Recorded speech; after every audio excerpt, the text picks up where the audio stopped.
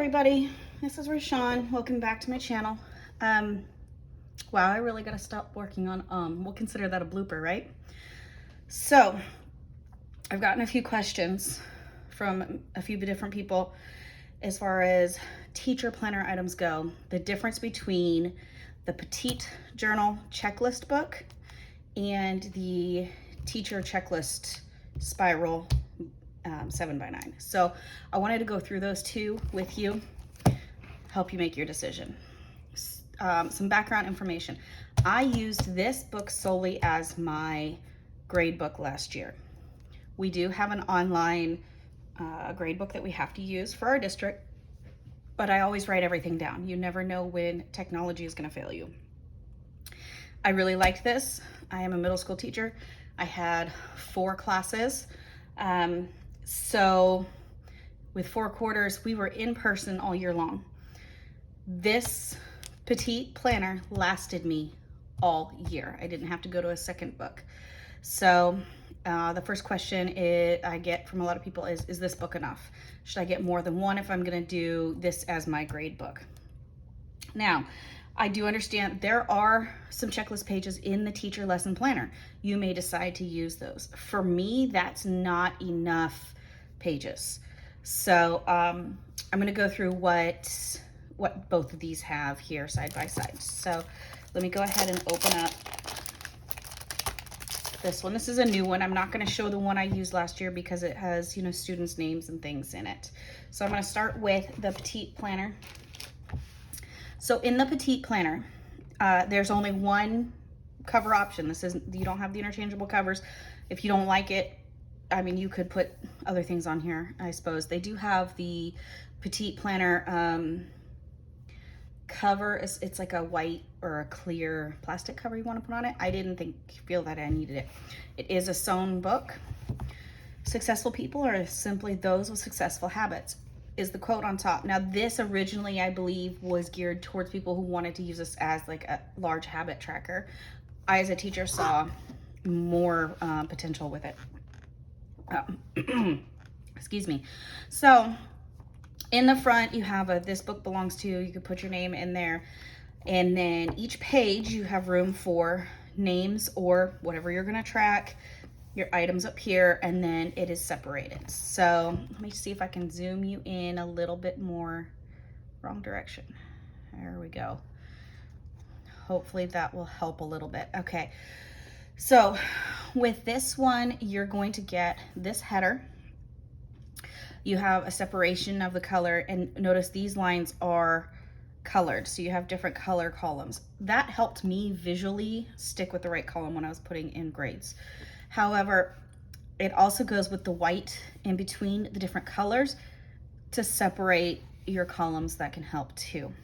So with this book, you turn the page, and each page that you go to is going to have a room for names, okay, or items.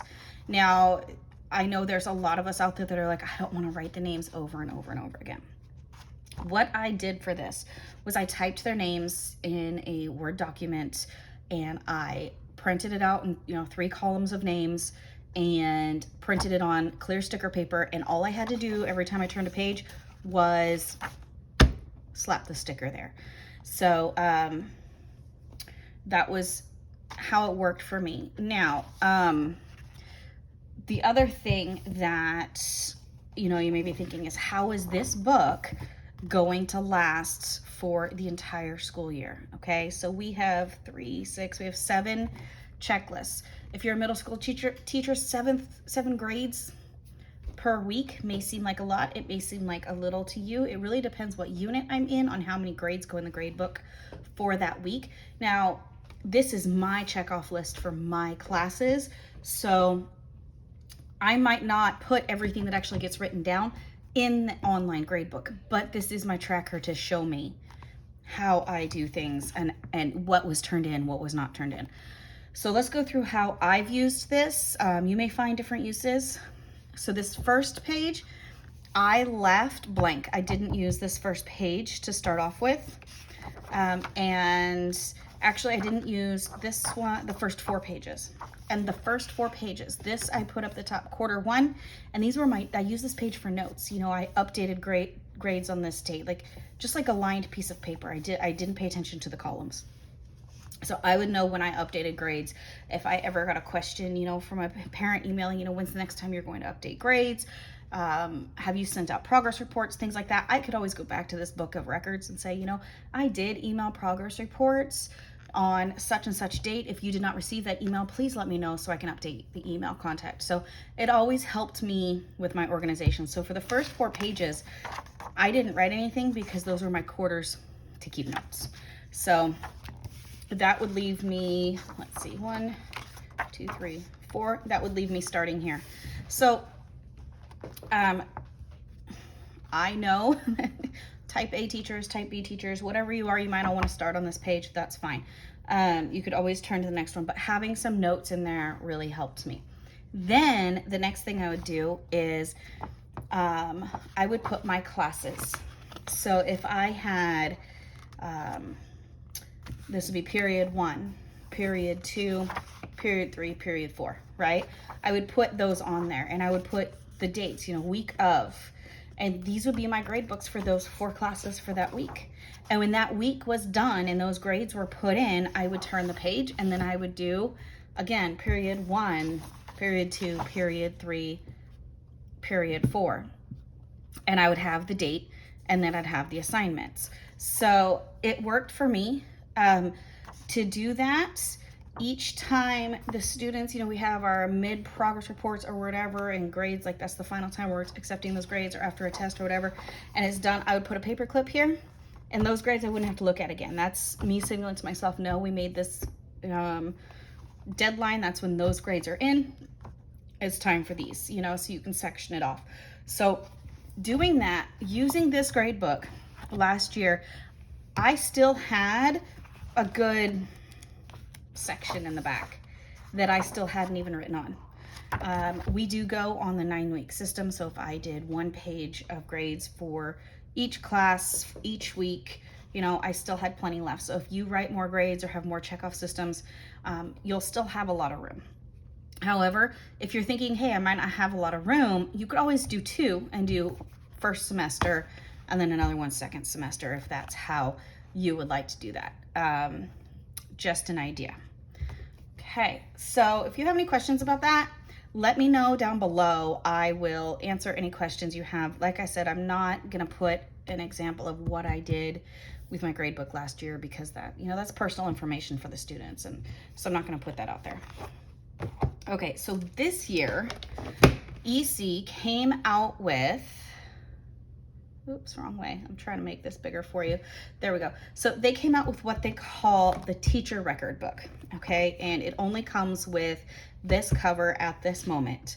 I just had my name put on it because I could always use this on my 7x9 or something. I do like this cover. So let's go through the teacher record book, and then I'll tell you my thoughts on the differences between the two. So the teacher record book does have this first page kind of like the life planner, but it says teacher record book on it. Instead of life planner, you can put your name here. The very next page, we have the all about me. So this kind of repeats some of the information that's in the teacher planner. So for me, this brought up, if I use this one, do I need to use the big teacher planner as a secondary teacher, or would maybe a monthly planner in a 7x9 or something like that work for me better, where I could just write out my lesson plans and all the other information is in here? These are all questions right now that as a teacher I'm going through, trying to figure out how I'm going to organize. I'm sure I will come up with some mix of all of it at some point. So we have classroom resources, websites and passwords. Don't write your websites and passwords in a book if it's something that is going to be attached, like your finances or whatever. Now, I would put, you know, maybe my website into like Discovery Education. It's the school's website, you know, so I don't forget, like things like that. But just make sure you're practicing some security and those kind of things.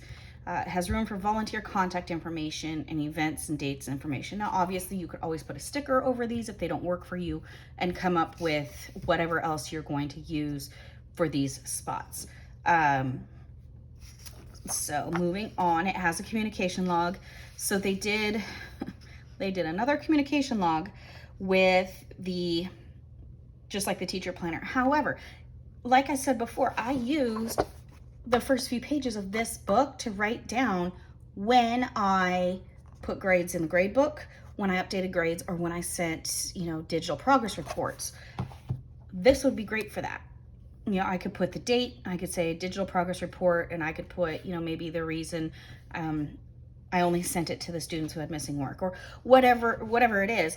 I could use these pages for that, and these are more than enough lines to mark each time I have taken care of that in my classroom. So this is something that would be useful if I decide to go this way. Then we have graph paper. Some ideas for here with the graph paper. And there's a lot of it. 1, 2, 3, 4, 6, 7, 8, 9, 10, 11. So this could be for seating charts. This could be used to graph data. Use your data tracker for your SMART goals. This could be used to make a graph for any of your modifications and progress or things like that. So they do give you a lot of space to work with that, to use for what you need to use it for. Okay, then the checklist section. So this is the checklist section. This would be the grade book section. All right. Sorry about that. I'm gonna zoom it back in again. So in the grade book section, we have, I'm trying to get this so you can see all of it here. It looks just like this one, right? Without the colors, okay? So you still have where you can put the students' names. You still have, you could put a sticker of this over it or something. Now this part right here where it says student checklist, and it tells you use the columns to keep track of permission slips, turned in assignments, and even test scores. That's on every single page. We don't need that on every single page. However, you can always use a sticker, cover that up, and write your class name there or something else. So you have the names, and you have your columns going over, and then just like the old school lesson plan books or grade books, you could come across and, okay, I'm writing, this name, and then I have to come across and catch it over here. We all know that these don't always line up, and sometimes, you get it off. So they give you the option. This is perforated here, okay? So it says folder cut along this line. So you could turn this, and you could do that to line it up. So pros and cons of this. Excuse me. Pros and cons. Tear off all of these, and you have this bunched up part of your book, and then this, doesn't have the bunched up part, and you're losing your columns or whatever. Not my cup of tea. However, so instead of using this perforated line, I could do what I did in this book.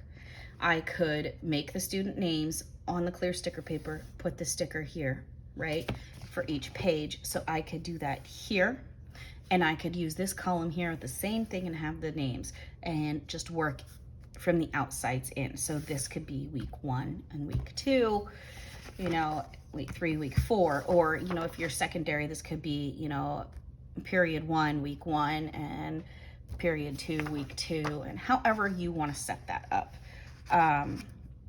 So then they give you a good amount of pages here. So, a lot. I want to say a little bit more than what's in this other book.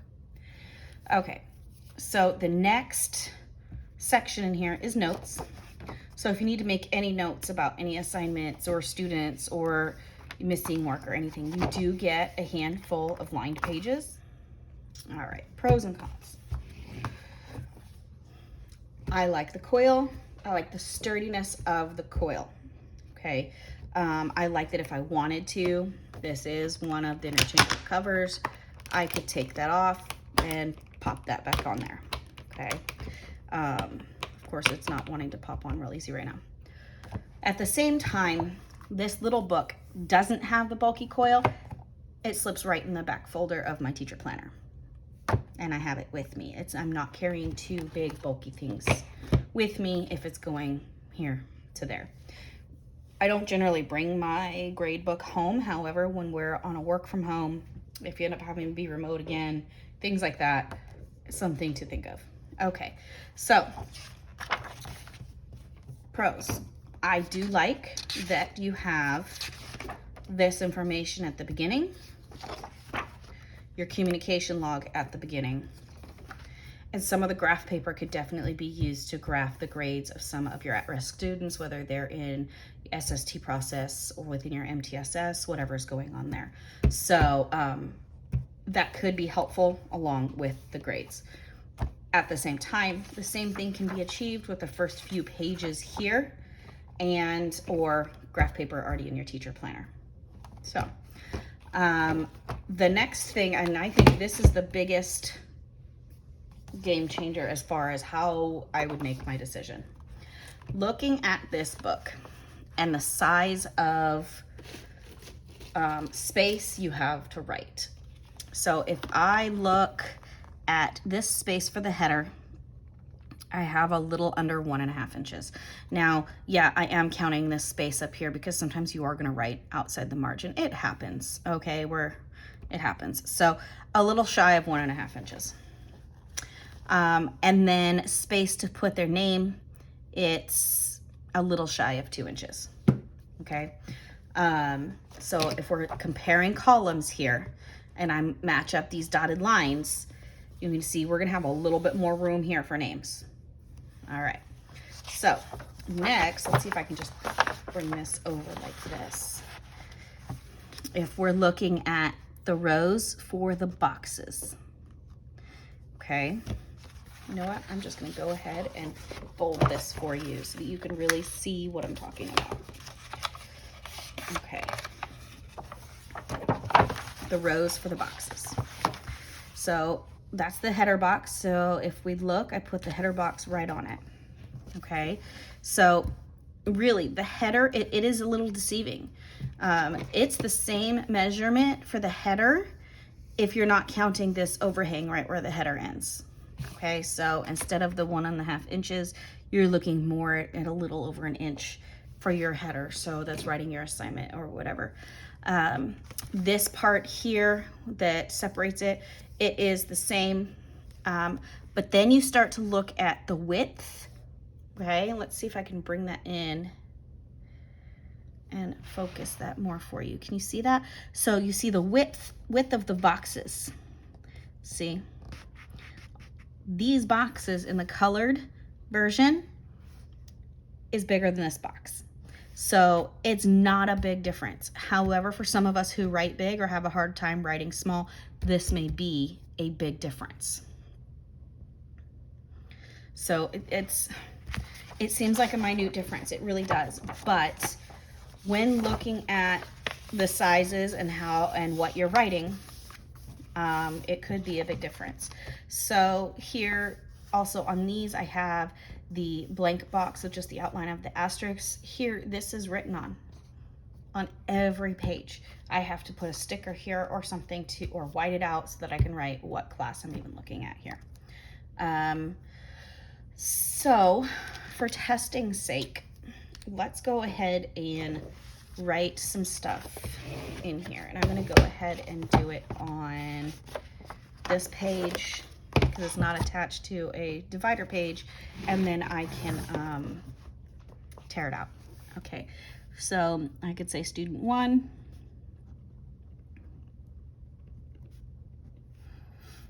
Okay, student 2. Okay, another thing you might want to try is student 1. Skipping a line, depending on how big your class sizes are. Okay, so we have two options here. We could do student 1, student 2 right next to each other, or student 1, student 2, and have them skip lines so you have more room. So if I was gonna have an assignment, so we'll call this test 1 and homework 2 and discussion 3, right? Maybe this is just, you know, you're gonna come up with real short ideas of what your names of your assignments are. And so this row here is where I would put how many points, or, you know, out of what. So if test 1 was out of 100 and homework 2 was out of 30 and discussion 3 was 20 points, right?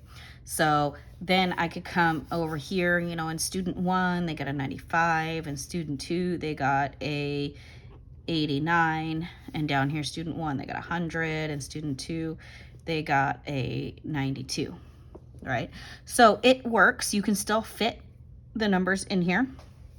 Okay, so let's look at it if I were to do it on one of these pages so that you can just see the difference. So here I would have student 1, student 2. Okay, and then I'm going to do the skip line version. So student 1 and skip the line student 2. Okay, and I'm writing a little bit bigger because obviously I have the room to do so. So really, do you write small? And we're also looking at, you know, first names, last names, things like that. So over here I could put test 1. What else did I had? I had homework 2 and discuss 3. Okay. So, and then I could put my points in here. And really with my grade books, when I'm doing the grading, it's quick, it's fast, right? You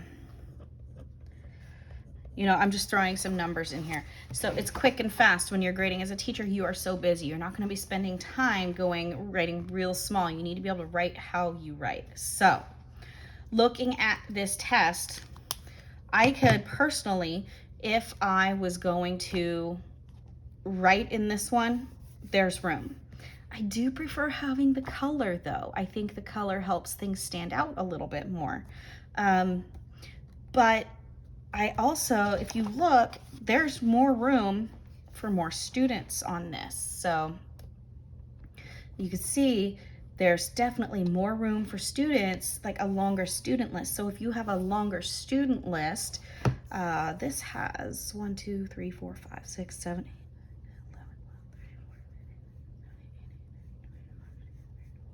26. So this one has 26 students. Okay, so you're gonna have more on this side. Okay, so really your choices. Think about how you want to do your grade book and what you need. I do like this because it is so compact. I can just put it in the back of my teacher planner that already has all the other information that this has. It does fold back on itself just like this, you know. This one here, I also like it because, I mean, I'm a coil girl. You can't argue with me that there's something better than a standard coil, and an EC coil at that. One thing I do wish that since they have the coil here, I wish they would have added in the back was the folder, just like the life planners. But, you know, it's the first year they have the book. Maybe they'll listen to some feedback from teachers, who knows. So I hope that this video has helped you with some ideas, some options, helps you make a decision for the school year. And if you have any questions, comments, please let me know down below. I will be adding some more videos to this series for getting ready for your school year. And thanks for watching my video. Bye.